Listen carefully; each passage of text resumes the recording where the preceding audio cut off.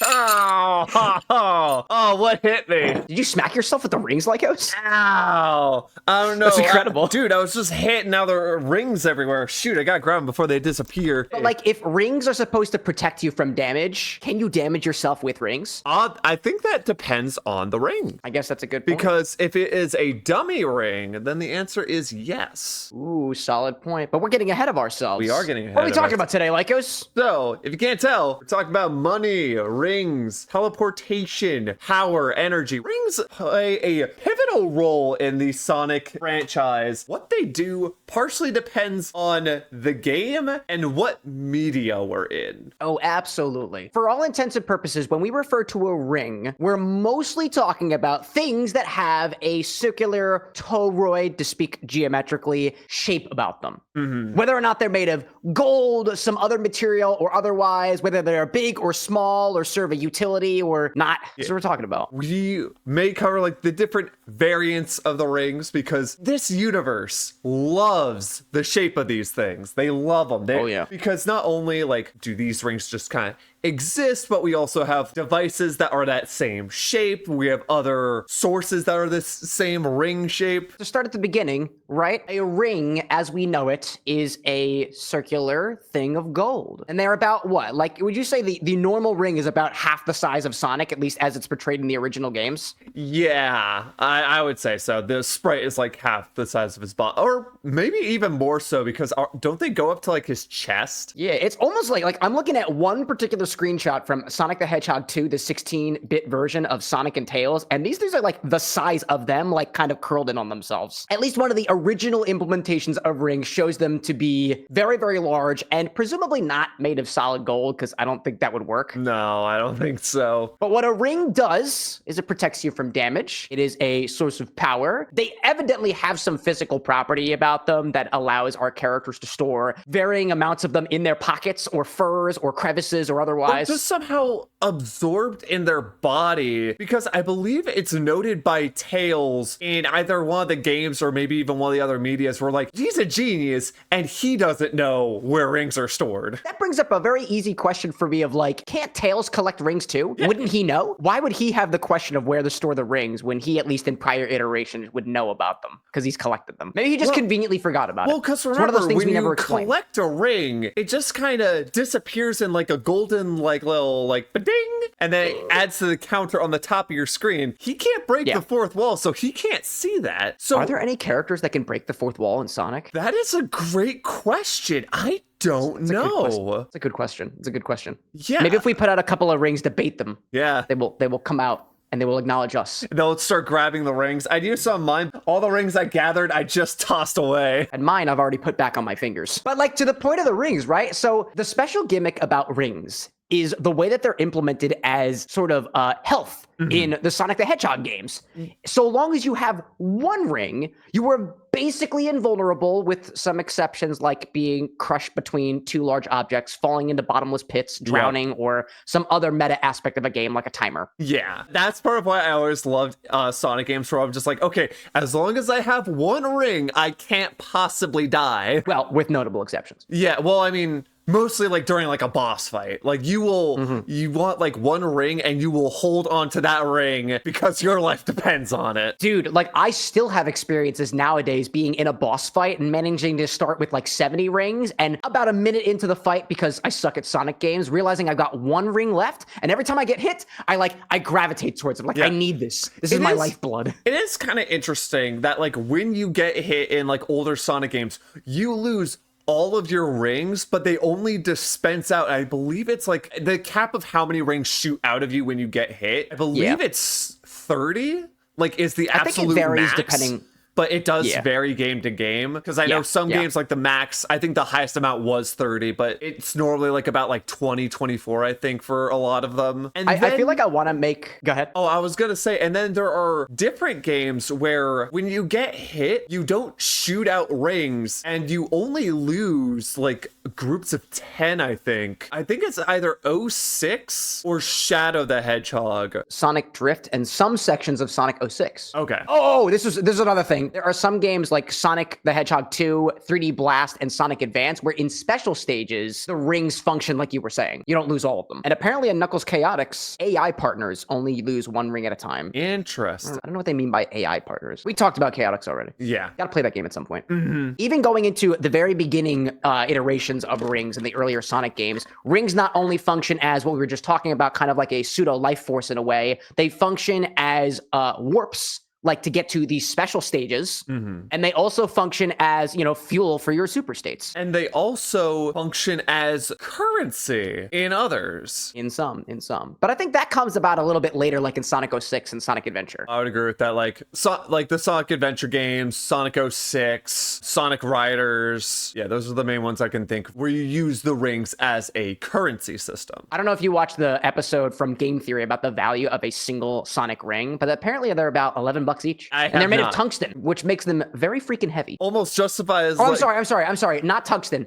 They're made of neodymium. Oh yeah, because of the electric shield. Exactly. Oh yeah, so they can't be gold, right? Because gold's not magnetic. Yeah, if you want a whole rundown, this was one of Matt Pet's videos. Very good watch. I watched it this morning. That would beg the question, like, how much do these things weigh? If they are like decently heavy, then characters like Rouge and Tails wouldn't need like dummy rings as a weapon. They could literally just craft rings from wherever they're stored, just go, just start throwing them, just start beating egg ponds with them. And that also begs the question too, like, is the general weight of a ring dependent on its size? Because as we see in certain forms of media, like the Paramount ones, they can be the size of a wedding ring up to multiple meters wide. Do they all remain the same size? Like, is the larger ring disproportionately less dense than the smaller one? I don't know. That's a question for the physicists. What we can safely say about the concept of the gold ring is they vary wildly depending on where they're seen. And it's hard to summarize. In my headcanon, the golden rings function more as a convenient plot device or game mechanic device, as a means to stand in for, let's say, a number of things. Like, instead of having one item that's a currency, another item as energy, another item as health, we just kind of use this as sort of a placeholder for whatever we need them to be at the time. This sort of ambiguity does kind of make things a little bit confusing. I can kind of see why they use them. I can exist behind that curtain for a little bit. They use rings for whatever they feel they need the rings to be. So like in the Paramount universe, they use them as literal teleportation rings. In the Sonic X anime, they used it as the power-up item to make the hero win. Because I don't know why it was like this era of anime, they did this a lot. In Shaman King, they had like a katana that they used.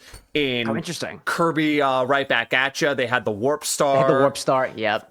Sonic, they had the ring. This was just a common thing in anime around this time. So if rings are kind of used as a multifaceted utility item placeholder, if they weren't used like that, they would probably have a number of different forms that get kind of difficult to keep track of, which conveniently we also have with rings. Yeah. But they're all different types of rings and different colors and shapes and textiles and material. Oh man. Some of them, so like, we don't even get an idea of like what they're made out of. And we don't really even have an explanation of really what they are. It's just like they exist because this is a video game and this is the new video game mechanic. And if you're gonna have something that you stick with, whether you are coins in a Mario game or bananas in a Donkey Kong game, if it's Sonic, it's gonna be rings and all the fancy ring variants. Because that is just the thing with Sonic. It's stuck around for years, and are they gonna change the formula now? No. Like, they might change what rings do, being like life force as they traditionally were versus like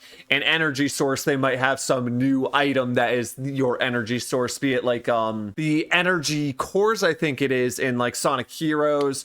There was also, I believe it's still Energy Core in Sonic 06 for your energy gauge, or Wisps in like the Sonic Colors games. Or just like some random collectible item. Yeah, so Power Cores from Sonic Adventure 2 and the animals in Sonic Adventure. Can we get another Chow Garden, please? I mean, I would wager, and I hear you on that Chow Garden comment, I would wager that they're not really collectibles. They serve a purpose other than just like, oh cool, I got a fancy thing. Like, I feel like emblems are a little bit more collectible. Okay, I'm more referring to things like the red rings, for example, which we'll get to. So like, how do we talk about rings from here? I don't know. Like, let's pick a color. Pick a color of ring. Red. All right, red collectible rings. Now these rings are special because they have a little star in the center of them, which is why they're called red star rings. For the most part, they kind of function as collectible items. They either map to a particular collectible, like background art, music, or otherwise, like in Sonic Generations, or they're just kind of something special you collect in a level for completion. Yeah, no, because I don't remember when they started adding these, but I've seen these a lot in a couple stages, and normally like a stage, they'll have like 5 of them throughout the level, depending on like where that ring is in like the little table that you see, like when you're choosing the stage.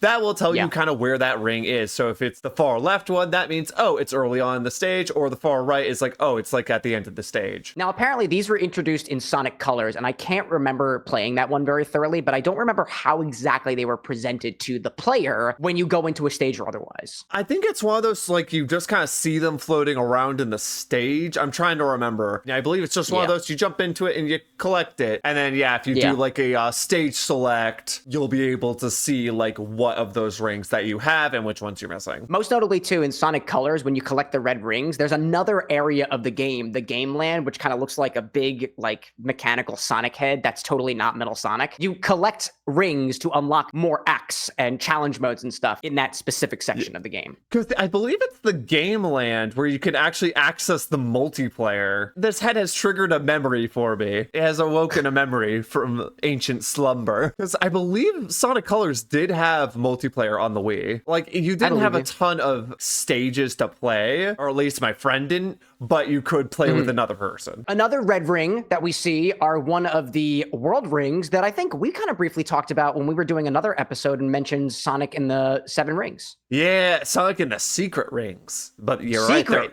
there are 7 of them. And these things are really cool, actually, like digging into them. They are very ornate versus like all the other rings we kind of see. Because at least in like Knuckles Chaotix, we heard about like rings having like ancient etching in them, but you can't really see that in the game. Versus here, you do see these rings, and they are really ornate, and they're also colored like the Chaos Emeralds. They're essentially like the Chaos Emeralds for the world of the Arabian Nights. Not only do they have powers, but they are also associated with different emotions, and if you grab one of these, you are hit with like a hurricane of this emotion. The blue ring is the ring of prayers and hope. The purple ring is the ring of sadness. The red ring is rage and anger. Green is hatred. Yellow is joy and happiness. Aqua is also joy, but it's also pleasure. And then the white ring is wishes and desire. And some of these rings also have different abilities.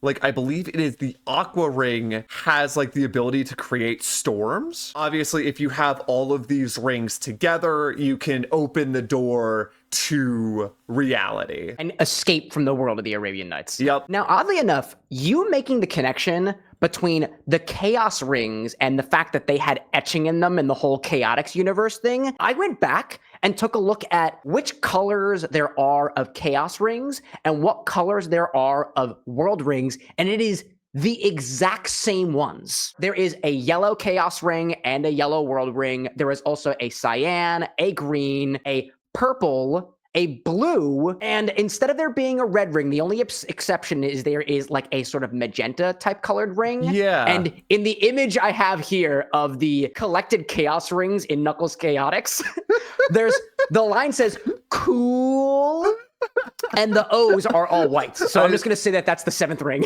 Yeah, because that's what I was going to say about the Chaos Rings, and why it's not a perfect parallel with the World Rings is because there's only 6 Chaos Rings. There's not the 7. I thought that was kind of cool. But like to your point too, that connection that they both have like etching on them was like, whoa, dude, that's cool. That's cool. That's cool. Going back to the world rings, it's very fascinating kind of the rules that these rings have is, I don't know how much you know about them, but in the world of the Arabian Nights, if you are a native to this world, you cannot grab these rings. You will literally just phase through them. Oh, interesting. The only people who can grab them are people not native to the Arabian Nights. The only exception to this rule, if you have magic, because that's a thing here, you can use magic magic to hold the rings, but you cannot physically grab it. Oh, that's interesting. So that's part of why Eraser Jin has Sonic grab the rings. I didn't realize that. And then also they have this ability where it's like if you gather all 7, you have to do a ritual where you sacrifice the person who gathered them all, and then you confuse with the rings and become like this perfect being, ultimate powerful being, whatever. And that's actually Aflela Walela is a incomplete version because Sonic did not get sacrificed. It was Shara instead. Aflela Walela rejected 3 of the rings, being purple, red, and green. And those were the ones that fused with Sonic, and that's how we got Darkspine Sonic. Yeah, that's a wild thing to me. And the fact that these rings in particular can be combined in different ways to produce different transformations seems to be vastly different from the way that Chaos Emerald function super states work. Because like with Chaos Emeralds, you need all 7 for seemingly any sort of major transformation. Yeah. And for these rings, they're like, you get a special transformation depending on how you combine them together. I find it really interesting that these all have like different emotions, because that kind of shows the way that they maybe not take on like the influence of whoever is holding them, but can actually do the opposite where they kind of corrupt the people holding it. In game, it's the green ring that drives the local Jin ad because it's the ring of hatred. Because it's hatred, right? Yeah. Yeah, that's wild to me. I feel like we could do a whole episode diving into the world rings in particular, just because there's a lot to unpack there. And I feel like there's a lot to think about in terms of how these rings function just as plot devices and their abilities. And also, fun fact, they're not only in secret rings, because they make an appearance in the Black Knight as collectibles. Oh, really? At the end of the stage, sometimes like during the stage, you'll get like an item that you don't know what it is. And at the end of the stage, you appraise the items and you can take them. And you can find the 7 world rings. And if you get them all, you unlock the song 7 Rings in Hand in the gallery. Oh my gosh, I didn't realize that. Oh, and you know what? I see here too on the World Ring page that there are like little collectible cards in Sonic Rivals 2 as well. That's cool. Honestly, that's cool. I feel like the World Rings here are actually a more like a take on the Chaos Emeralds, but it's like they added more, and I feel like these are actually really cool. And I would love to see these more often. Now, would you feel the same if these weren't ornately engraved rings, but instead ornately engraved dodecahedrons? I think they would still be cool because, again, these have like a corrupting influence, like something associated with them. And it'd be interesting to see like someone grab one of these and then like it changes them because they're holding on to this. Or if they were dodecahedrons, they like roll them like a die, and instead of 7 rings, it's like 7 dice in hand. Just doesn't have the same ring to it. That is kind of funny though, considering a standard dice set is 7. Doesn't have the same ring to it. Anyways, segue. Pick another color. Oh, blue. I remember blue. One. There's a number of different blue rings actually. Like the main one I think of is the one that appears in Sonic Colors, because that's a part of the gameplay mechanic for the Blue Wisp. The cube guy. You find these rings kind of floating around. I don't have a better term for this. If you ground pound as with the Blue Wisp, these rings transform into blue cubes that can become platforms. And otherwise, when they're just in their ring form, you can collect them just like anything else. Yeah, and they're not worth anything, though. They're just worth points, which, for me, I've never been much of a points guy. Nah, me neither. I don't care about my score. I care about getting to the end of the stage and collecting emblems when I want to do that. For the other iterations of the blue rings, we talked about, there's a blue world ring. We just talked about that. There's a blue chaos ring, which, again, just as a quick summary there, those are like powerful ancient rings in the Chaotix universe, and Dr. Eggman tried to make some fake ones. Those are the dark rings. We kind of talked about a bit in the Chaotix episode. Yeah. Another type of blue ring is one of the warp type rings appearing in, I want to say it's Sonic 3, which takes place of the rings that transport you to the special zones. But as opposed to collecting Chaos Emeralds in the special zones via the gold warp ring, there's super blue rings transport you to get the super emeralds into like a super special zone. And then the other blue rings are a power-up ring, notably the combine rings, which I think function more as a game mechanic in games where you have multiple ring inventories. And the combine ring allows you to take all of those rings from multiple different characters or partners and combine them into like a combined stock. Interesting. And I want to say that was also introduced in Knuckles Chaotix. And they also make an appearance in Sonic Mania and Sonic Origins. I think that covers all of the blue rings. Yeah, I did not realize there's so many variants of blue rings. Unless you count power rings in Sonic Runners, which kind of have a bluish fuchsia gradient to them, right? I don't recall whether or not dash rings, like the ones that Sonic actually travels through to gain speed and go through the air and stuff. I don't know if any of them are blue. I don't think they are, unless you count the rainbow one. I was gonna say, technically the rainbow ones, because they they're are like blue. trick rings, or at least they have blue in them. But they're also kind of red, so why didn't we talk about them when we were talking about the red section? Like us, come on, inconsistency, man. Get on top of that. Hey, man, I didn't think of them at the time, okay? Do you think? Oh no! I was gonna say, do you think dark rings are considered blue? No, they kind of look like brass. Yeah, they don't look.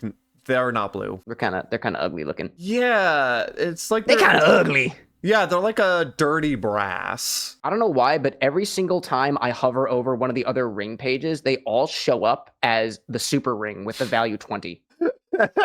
I don't know why. I'm trying to look at the rings that are in the Dark Brotherhood, which are more power-ups. And none of these appear to be blue. Well, are they power-ups or are they consumables? Because I thought they are consumable items. So is a consumable item really a power-up? Briefly, it's not technically blue, but there is a ring power-up in Sonic Chronicles: The Dark Brotherhood, notably the Revival Ring and the Ring of Life, which basically do what they imply. They either heal you or bring a partner back to life. It's a gold ring, but it has like a blue avatar, I feel like it's the best way I can describe this, like rising out from the center. Oh, no, that's specifically the Revival Ring. I'm sorry, because the Ring of Life is a ring, but it has a heart in the middle of it. Now, who do you think that avatar is supposed to be? Because that's not Sonic. It's not Sonic, and going by the body shape, it looks like, I was gonna say, it looks like an echidna based on its appearance. I got a strange feeling that that's one of the Nocturnus clan. Yeah, which depending on where you can start getting these in the game, that might make sense, because again, the game is based on them. So if you start finding Revival Rings after you start fighting the Nocturnus clan, that would make sense. Like, it's one of their devices that you just kind of pick up and you're like, oh, this is mine now. So do you think that the Revival Ring is an invention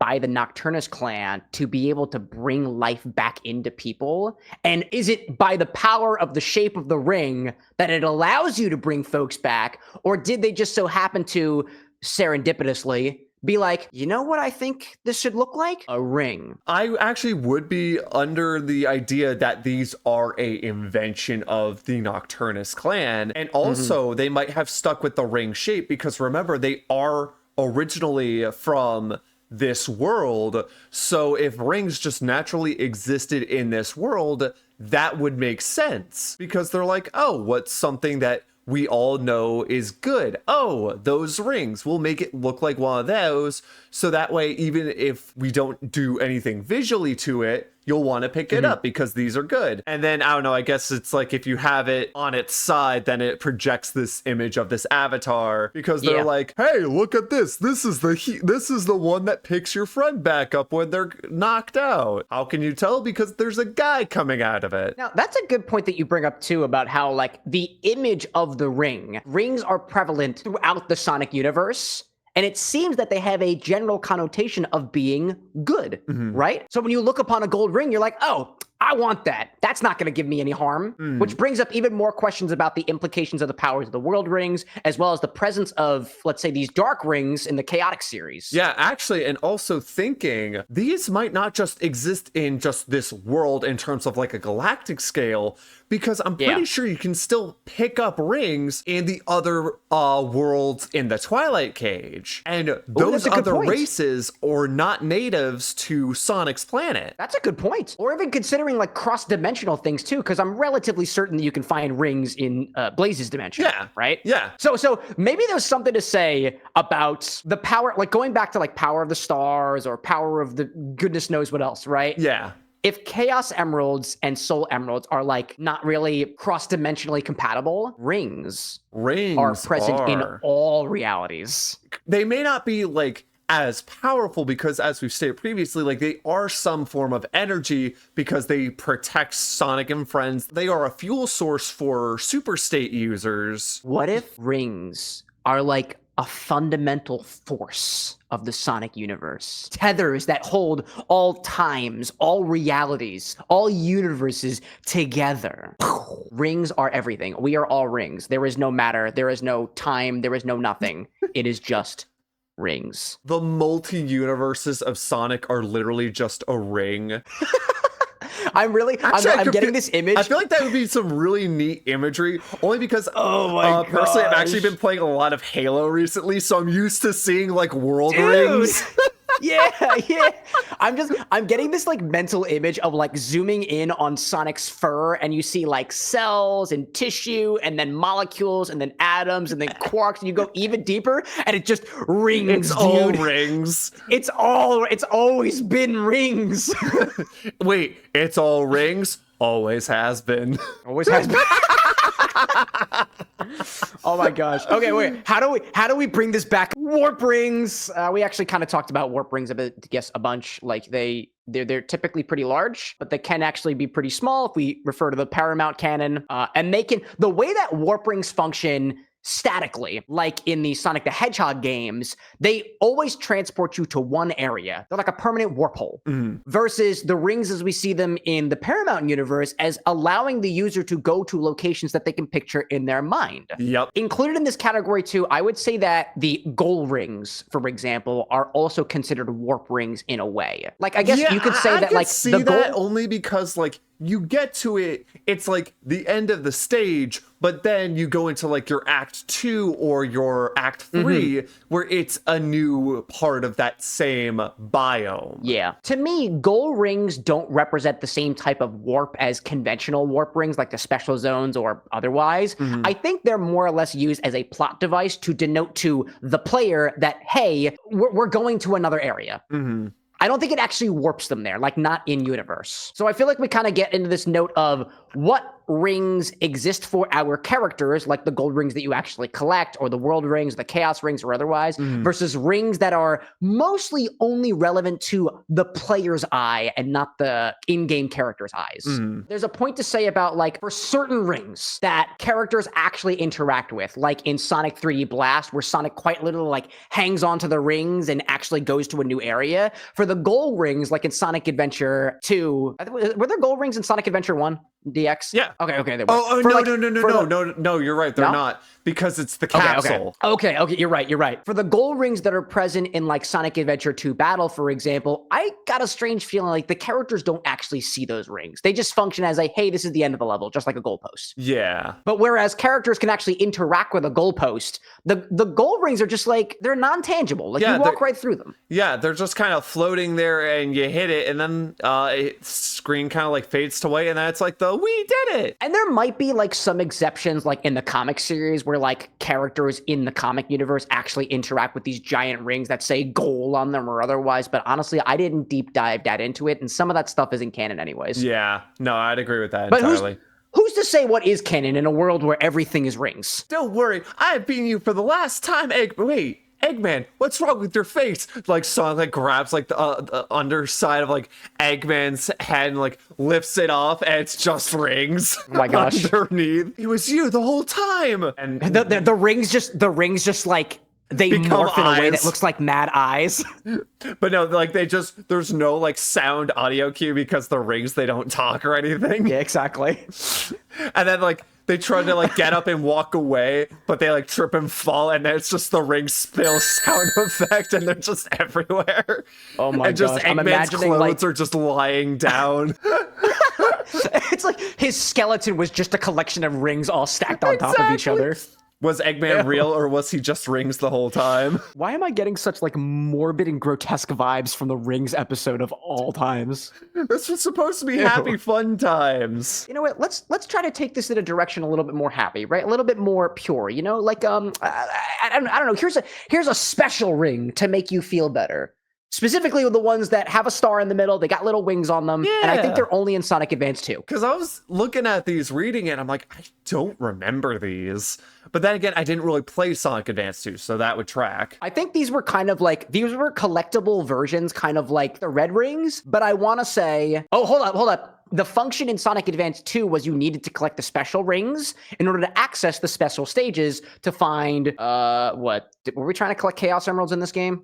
Yep, Chaos Emeralds. So in a similar way of how the red star rings allowed you extra zones in that one play area, as well as to get like actual collectibles and stuff, the special rings were actually needed as sort of keys to get to the special areas to get the Chaos Emeralds. Okay. In Sonic Advance. Okay. 2. Specifically 2. Yeah. And apparently they also make an appearance in Sonic Channel. What is Sonic Channel? What is Sonic Channel? It's an official Japanese website published and maintained by Sega. Oh, cool. Oh, so they make an appearance somewhere on the website. In terms of design, like, these are actually really pretty to look at. Yeah, and they're very unique too. Mm-hmm.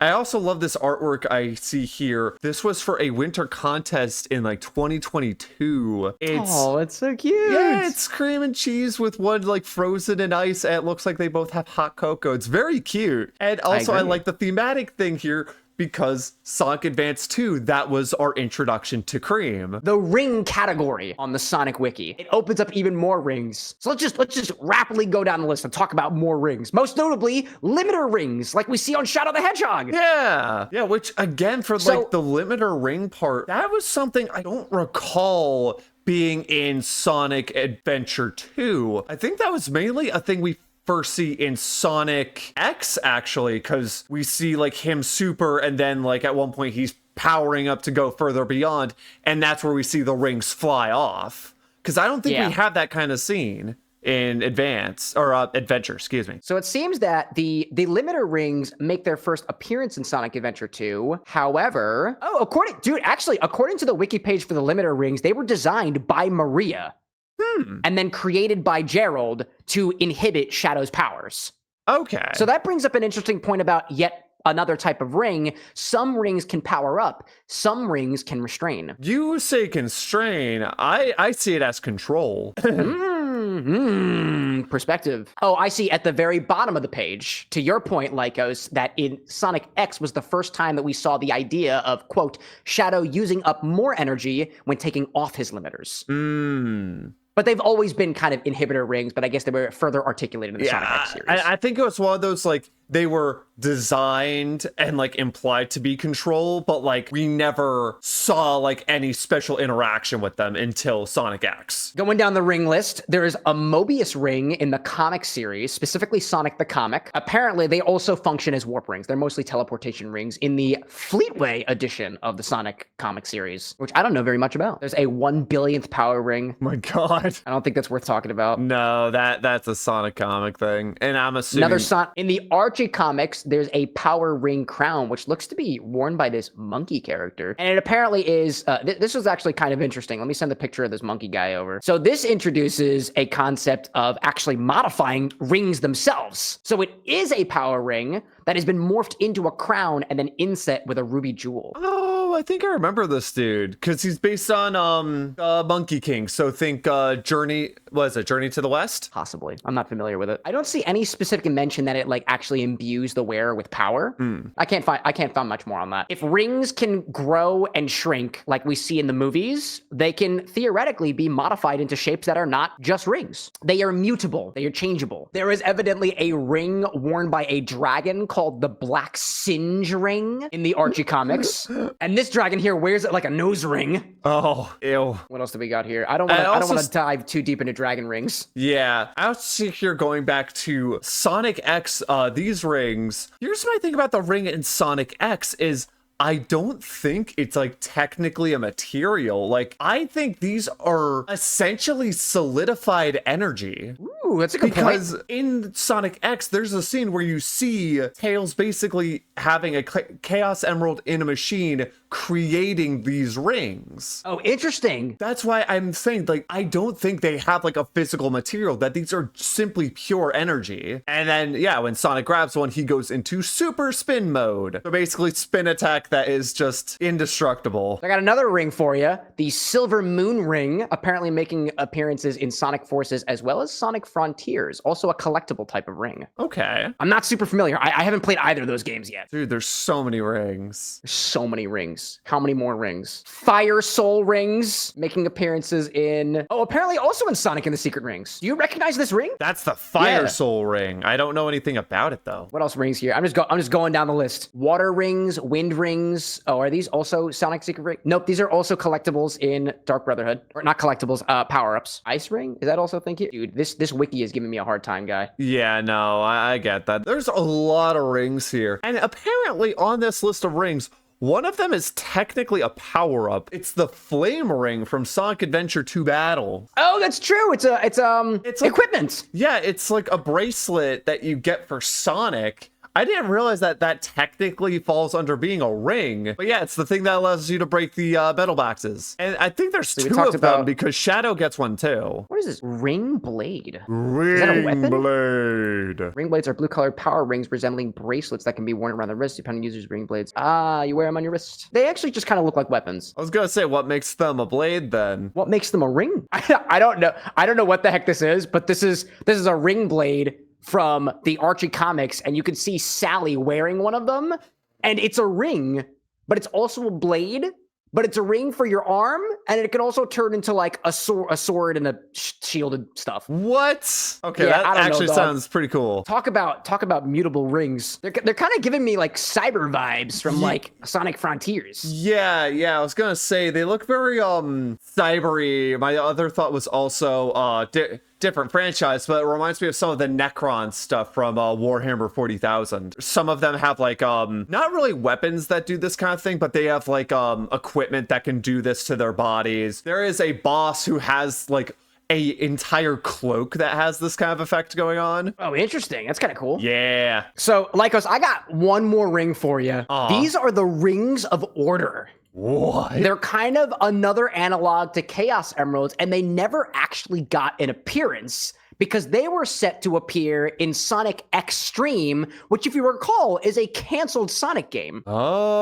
Oh. And I think some of the aspects of Sonic Extreme actually wind up making its way into... I honestly can't remember, so don't worry about it. But supposedly, these rings were presumably kind of a connection to the Golden Rings in contrast to the Chaos Emeralds, which kind of function in their own kind of realm of power-upness. Yeah. And supposedly, the plot of Sonic Extreme was that Dr. Robotnik attempted to steal the Rings of Order, leading this character known as Gazebo Bubowski to summon Sonic the Hedgehog, so naturally Sonic could get them back for him. That actually raises the question. Chaos Emeralds are controlled by basically the Master Emerald, which is like this source of order. Would a Super State user, if they obtained a Ring of Order, would they basically lose rings instead because this order energy would be canceling out the chaos energy? Who knows, dude? Apparently that's a whole nother realm that we could potentially explore at some point of the plot of a canceled Sonic game. Yeah, no. I see more references to these Bubowski characters, also known as Cyberuski characters. And they seem to all be Manx cats. But maybe that's a universe facilitated by the rings that we'll explore another time. So at this point, Lycos, are there any rings that we haven't covered that you want to talk about? No, I think Any more special rings? I think we've covered all the rings I wanted to talk about. Template, ring nav box, warp rings, tethers? Treasury rings? Treasury rings? What does that mean? Oh, these are more collectibles in Sonic and the Black Knight. One of them's just a donut. Gotcha. I guess a donut is considered a ring. Yeah, and they would be very valuable in the world of the Black Knight because donuts, I'm pretty sure, did not exist yet. So they'd all look at it and be like, what is this? What is this alien technology? And Sonic's just like, it's a donut, nerd, and just eats it in front of them. Nice. And Q, like, everyone's just gasping because they're like, he ate it. He ate the donut ring. He ate the ring. To summarize things up, rings are a shape. That's all I got. They are a shape, and they are a constant through everything Sonic, not just Sonic's world, Sonic's galaxy, Sonic's multiverse.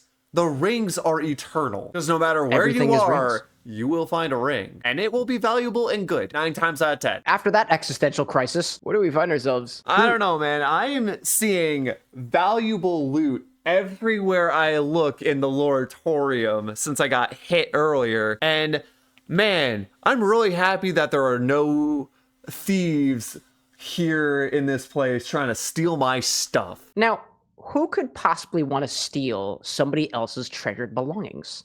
I don't know. What group or individual could possibly want to steal rings or other valuable items? I don't know. Who would dare in my Wholesome Kids franchise? A thief? Oh no! Find out next time.